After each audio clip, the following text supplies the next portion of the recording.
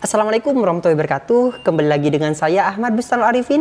Pada kesempatan kali ini saya akan memberikan sebuah informasi kepada Bapak Ibu P3K Tenaga Teknis yang akan melamar nih. Karena hari ini sudah dibuka pendaftaran untuk P3K Tenaga Teknis yang perlu Bapak Ibu ketahui semua. Nah, sebelum Bapak Ibu mendaftar, Bapak Ibu harus mengetahui nih mekanisme seperti apa yang dijalankan di seleksi P3K Teknis tahun 2023 ini. Karena berbeda dari tahun-tahun sebelumnya Bapak Ibu semua. Nah, sebelum kita ke informasi, alangkah baiknya Bapak Ibu bisa like, comment, share, dan subscribe channel saya. Kemudian Bapak Ibu juga bisa grup Telegram saya di ST Radio Aba Channel. Atau Bapak Ibu juga sudah di TikTok dan Instagram saya di @arifin_. Kali ini Aba Channel telah memiliki sebuah website yang Bapak Ibu bisa kunjungi nanti di www.abachannel.com. Langsung saja kita simak dan kita bahas informasinya berikut ini.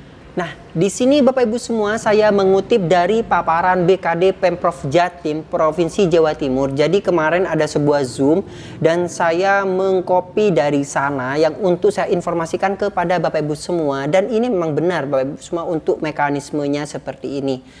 Nah, seperti apa sih Mas mekanisme dari P3K Tenaga Teknis tersebut? Coba kita bahas. Di sini Bapak Ibu semua, kebijakan pengadaan ASN tahun 2023 itu berdasarkan dari PP nomor 49 tahun 2018 tentang manajemen pengadaan P3K dalam yang diatur dalam pasal 6 sampai dengan 8. Itu adalah unsur dasar utamanya. Mulai dari ketentuan umumnya, perencanaannya, pengumuman lowongan, pelamaran, seleksi pengumuman dan hasil seleksi. Jadi diatur di dalam PP nomor 49 tahun 2018 yang Bapak Ibu bisa lihat di pasal 6 sampai dengan 28. Kemudian turunannya nanti ada peraturan dari Menteri Pan-RB nomor 14 tahun 2023 tentang pengadaan P3K untuk jabatan fungsional. Ingat, teknis itu termasuk dalam jabatan fungsional.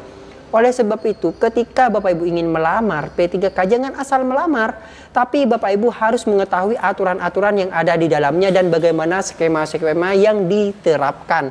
Jangan asal mendaftar. Sekarang perlu Bapak Ibu ketahui itu berbeda. Ada dua kategori nantinya. Seperti apa? Kita bahas sebentar lagi. Nah, di sini Bapak Ibu semua, untuk keputusan Menteri Pan-RB nomor 648 itu merupakan Kemenpan RB. Jadi Kemenpan RB nomor 648 tentang mekanisme seleksi P3K jabatan fungsional itu sebagai dasarnya juga di tahun 2023 ini juga Kemenpan RB nomor 649 tentang mekanisme seleksi P3K jabatan fungsional guru. Kemudian Kemenpan RB nomor 650 tentang persyaratan wajib tambahan nilai sertifikat pendidik kompetensinya.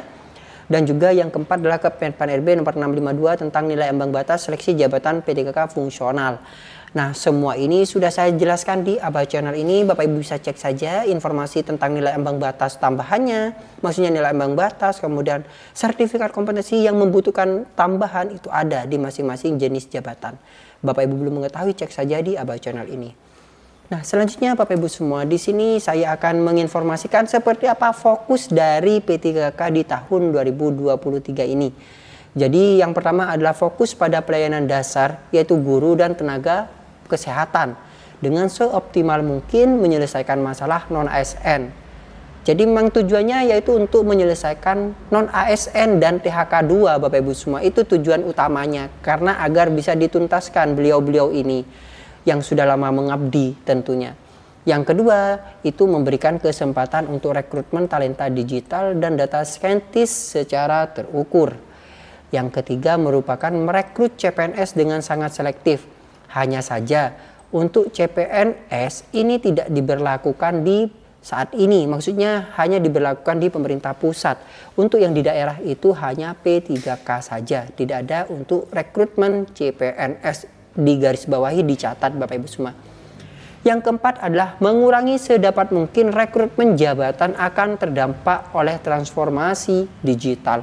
Nah, jadi yang memang tidak membutuhkan untuk kan sekarang serba digitalisasi yang memang bisa Bapak Ibu bisa dikerjakan melalui digitalisasi, maka itu dikurangi untuk sumber daya manusianya seperti itu. Sebisa mungkin rekrutmen jabatan yang akan terdampak oleh transformasi digital seperti itu.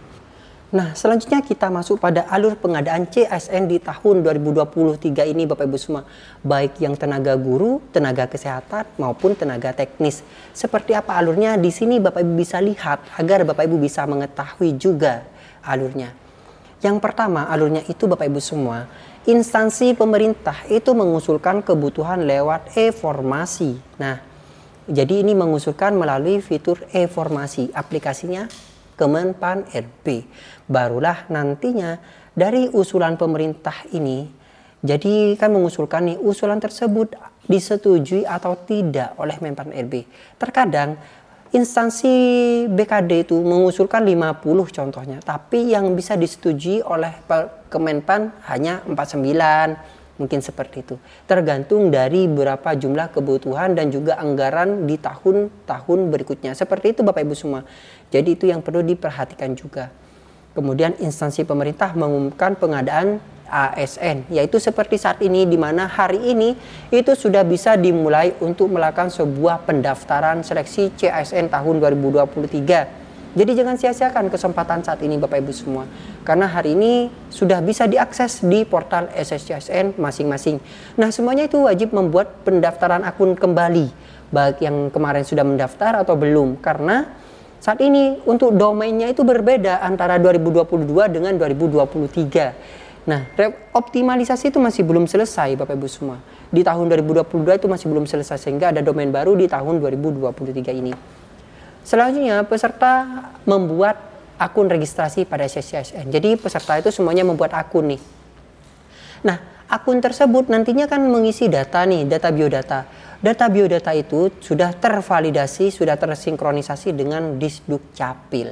Oleh sebab itu maka ketika terdapat kesalahan nama, kemudian mungkin NIK, silakan konfirmasi pada Disduk Capil. Jangan menghubungi Dinas Pendidikan. Jadi seperti itu. Atau mungkin dinas-dinas yang lain. Silakan hubungi saja Disduk Capilnya. Cross check datanya di sana. Selanjutnya, seleksi administrasi instansi akan dilakukan oleh pemerintah. Jadi setelah Bapak Ibu melakukan sebuah proses penginputan data, dan nanti Bapak Ibu juga melakukan sebuah pengisian dokumen-dokumen yang harus diisi. Apa saja dokumennya? Salah satunya mungkin ijazah, surat pernyataan pengalaman kerja, pas foto, kemudian juga di sana ada transkrip juga Bapak Ibu semua dan juga riwayat pengalaman kerja Bapak Ibu semua dimasukkan di SSCASN. Dan mungkin Bapak Ibu memiliki sertifikat kompetensi, maka Bapak Ibu bisa masukkan di sana. Nah, seperti itu. Kemudian di sana juga ada setelah Bapak Ibu melakukan sebuah seleksi administrasi, maka nanti akan ada balasan, yaitu masa sanggah. Masa sanggah ini Bapak Ibu semua, ketika Bapak Ibu sudah mengupload dan nantinya tidak disetujui oleh pusat, Bapak Ibu bisa menjawab sanggah di sini. Jadi masih ada kesempatan untuk menyanggah. Oh tidak, ijazah saya sudah benar kok. Kenapa kok di TMS? Misalnya seperti itu Bapak Ibu semua. Dan nantinya peserta yang lolos administrasi mengikuti ujian dengan CAT BKN. Jadi ketika sudah jawab sanggah oleh instansi, maka di sana Bapak Ibu bisa mengikuti seleksi CAT. Dan CAT ini tergantung dari instansi masing-masing sih, apakah mengadakan mandiri atau mengadakan di BKN di masing-masing kanrek seperti itu. Selanjutnya pengolahan hasil seleksi berdasarkan NAB ataupun peraturan afirmasi yang ditetapkan. Nah untuk NAB ini Bapak Ibu semua, nilai ambang batas itu biasanya diperlakukan untuk yang seleksi umum. Beda halnya dengan yang seleksi khusus, itu berbeda.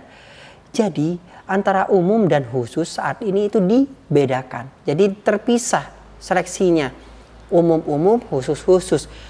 Ketika Bapak Ibu mengikuti yang khusus, nah kalau misalnya Bapak Ibu mengikuti yang khusus, itu pastinya Bapak Ibu harus non ASN, kemudian juga THK 2, dan kalau guru P1. Nah itu, barulah bisa mengikuti yang khusus. Kalau misalnya tenaga teknis, itu Bapak Ibu jika non ASN dan mengikuti yang khusus, maka Bapak Ibu tidak perlu NAB-an, tidak perlu nilai ambang batas, langsung berdasarkan peringkat terbaik di ranking. Itu Bapak Ibu semua. Dan nanti ada masa sanggah dan juga jawab sanggah di sini. Di mana juga ada pengumuman hasil setelah di sini Bapak Ibu melakukan sebuah proses sanggah, di sini ada pengumuman hasil dan penetapan NIP 3K seperti itu dan pengangkatan ASN. Nah, selanjutnya di sini untuk mekanismenya yang saya sampaikan kan ada umum dan khusus. Jadi mekanisme untuk pengadaan P3K itu sesuai dengan Permen PAN RB nomor 14 tahun 2023 tentang pengadaan P3K, di mana ada formasi umum. Formasi umum ini Bapak Ibu bisa dilamar oleh semua golongan. Jadi baik dari swasta ataupun dari lintas instansi itu masuk pada umum. Jadi kalau Bapak Ibu ingin mendapatkan afirmasi non ASN-nya, ya ngelamar di instansi Bapak Ibu, jangan melamar di instansi yang lain. Dan untuk formasi khususnya ini seperti yang saya sampaikan untuk THK2 dan non ASN. Nah, selanjutnya di sini Bapak Ibu semua, di sini contoh mekanisme pengadaan P3K jabatan fungsional tenaga kesehatan dan tenaga teknis yang perlu Bapak Ibu ketahui. Nah, ini Bapak Ibu semua, untuk formasi khusus di sini XTHK2 dan non ASN 80%-nya Bapak Ibu semua. Jadi khusus itu 80%. Sedangkan untuk umum itu adalah 20%. Jadi kecil saja formasi yang dibuka untuk umum. Dan untuk yang khusus di sini ada non ASN dan THK2, yaitu langsung kelulusan berdasarkan peringkat terbaik tanpa adanya NAB. Sedangkan untuk yang umum itu berdasarkan NAB, nilai ambang batas yang. Jadi nanti penempatan formasinya seperti ini Bapak Ibu semua ketika ingin mendaftar. Ini salah satu contoh di Pemprov Jatim Bapak Ibu semua, saya akan contohkan seperti ini, dilihat sendiri. Nah, di sini Bapak Ibu dicek, nah saya langsung pada formasinya. Nanti formasi itu Bapak Ibu semua akan ada dua jenis, yaitu umum dan khusus. Jadi langsung seperti itu. Dan untuk yang umum ini persentasenya hanya 20%. Nah, yang umum ini bisa dilamar oleh yang umum. Jadi jalur umum ini bisa dilamar oleh yang umum. Jadi yang dari swasta, kemudian Bapak Ibu lintas instansi itu bisa melamar di sini. Tapi ingat, nantinya berdasarkan NAB terlebih dahulu. Tapi kalau yang khusus, yang 8 ini, Bapak Ibu mendaftar ke sini langsung terperingkat terbaik tanpa melihat dengan adanya NAB. Jadi itulah keistimewaan dari jenis pelamar khusus ini Bapak Ibu semua. Contohnya nih Pranata Laboratorium Pendidikan. Dan Bapak Ibu akan melamar di Dinas Pendidikan nih. Nah, nanti seperti itu yang saya sampaikan, langsung Bapak Ibu ketika memilih formasi yang khusus, langsung Bapak Ibu berdasarkan peringkat terbaik, tidak berdasarkan ambang batas. Langsung Bapak Ibu bisa diangkat seperti itu. Dalam artian, misalnya formasinya 8, yang melamar 10, yang 2 akan gugur Bapak Ibu semua. Jadi seperti itulah mekanismenya. Dan untuk kriteria pelamar dan pengisian formasi khusus di sini secara berurutan akan diperingkat seperti ini. Yang saya sampaikan memang tidak di ranking, tapi kekhususannya seperti ini. Yang pertama akan didahulukan STHK2, kemudian tenaga non ASN yang melamar di instansi tempat bekerja dan pengalaman minimal 2 tahun secara terus-menerus. Ingat, 2 tahun secara terus-menerus. Dibuktikan dari pengalaman kerja itu juga bisa Bapak Ibu semua. Jadi 2 tahun secara terus-menerus tidak pernah berhenti di sini. Dan juga pengalaman di bidang kerja yang relevan minimal 2 tahun, 3 tahun, 5 tahun, dan 7 tahun berdasarkan ini. 2 tahun untuk jenjang pemula, kemudian 3 tahun untuk jenjang muda, dan media 5 tahun, serta utama itu 7 tahun. Jadi seperti itu Bapak Ibu semua. Untuk formasi umum kriterianya minimal Bapak Ibu di sini pengalaman kerjanya adalah minimal 2 tahun di sini. Jadi paling tidak 2 tahun Bapak Ibu di cross check dari pengalaman kerjanya, nanti dicek apakah memenuhi syarat atau tidak oleh instansi tentunya yang akan meng-cross check. Misalnya memenuhi syarat, Bapak Ibu bisa diterima pada seleksi administrasi. Misalnya tidak memenuhi syarat, langsung ditolak, di-cut Bapak Ibu semua. Jadi seperti itu. Jadi Bapak Ibu tidak bisa masuk pada seleksi CAT BKN nantinya. Nah, mungkin sekian informasi terkait dengan mekanisme yang dijalankan pada seleksi P3K di tahun 2023 ini. Dan ini yang saya sampaikan ini terutama untuk yang kesehatan dan tenaga teknis ya Bapak Ibu semua. Untuk yang guru nanti saya akan jelaskan terpisah kepada Bapak Ibu semua, karena berbeda aturannya. Mungkin sekian informasinya, kurang lebihnya saya mohon maaf. Semoga informasi ini memberikan manfaat bagi Bapak Ibu. Dan bagi yang belum subscribe, silahkan subscribe channel ini, aktifkan notifikasinya, dan jadikan Abah Channel sebagai rekan atau sahabat Bapak Ibu dalam mencari sebuah informasi. Assalamualaikum warahmatullahi wabarakatuh.